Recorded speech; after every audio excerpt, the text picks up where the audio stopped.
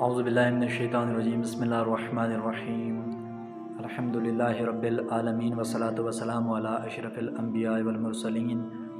مومنین کرام، آج کی شب رحمتوں برکتوں کی شب ہے۔ امام محمد باقر علیہ الصلوۃ والسلام اور امام جعفر صادق علیہ الصلوۃ والسلام سے مروی ہے، وفات الجنان میں یہ ذکر موجود ہے۔ امام علیہ الصلوۃ والسلام فرماتے ہیں کہ یہ شب قدر کے علاوہ تمام راتوں سے افضل شب ہے۔ پروردگار عالم سے دعا ہے کہ خدا ہمیں مستفید ہونے کی توفیق عطا فرمائے۔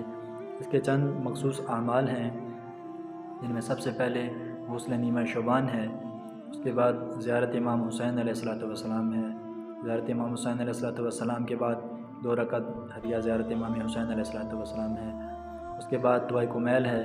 دعائے کمیل کے بعد آپ نماز جعفر طیار بھی پڑھ سکتے ہیں، اور اس کے بعد تسبیحات اربع کا بھی ذکر کیا گیا ہے کہ جو شخص تسبیحات اربع پڑھے گا خداوند متعال اس کے گناہ معاف فرمائے گا۔ اور اس کے علاوہ آپ تسبیح جناب زہرا سلام اللہ علیہ بھی پڑھیں اور توبہ استغفار کی تسبیحات بھی پڑھیں۔ یہ شب بہت ہی رحمتوں برکتوں کی شب ہے۔ مومنین کرام، آج کی شب نصیب والوں کو نصیب ہوتی ہے کہ ہم زندہ ہیں۔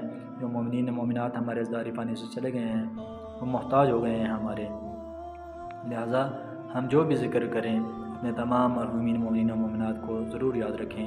اس میں ایک زیارت امام حسین علیہ السلام بھی ہے۔ اگر آپ زیارت عاشورہ پڑھنا چاہیں تو وہ سب سے زبردست ہے، آپ زیارت ورثہ پڑھنا چاہیں وہ بھی بہترین زیارت ہے۔ اور اگر کوئی شخص نہیں پڑھ سکتا تو امام جعفر صادق علیہ الصلوۃ والسلام فرماتے ہیں کہ وہ شخص اپنے گھر کی چھت پر چڑھ جائے اور وہاں کبھی دائیں دیکھے پھر بائیں طرف دیکھے اور آسمان کی طرف منہ کر کے کہے السلام علیکہ یا ابا عبداللہ، السلام علیکم ورحمۃ اللہ وبرکاتہ۔ امام جعفر صادق علیہ الصلوۃ والسلام فرماتے ہیں کہ خداوند متعال اس کے تمام گناہ معاف فرمائے گا، اسے حج اور عمرے کا ثواب عطا فرمائے گا۔ آج کی شب یقیناً بہت بڑی رحمتوں برکتوں کی شب ہے۔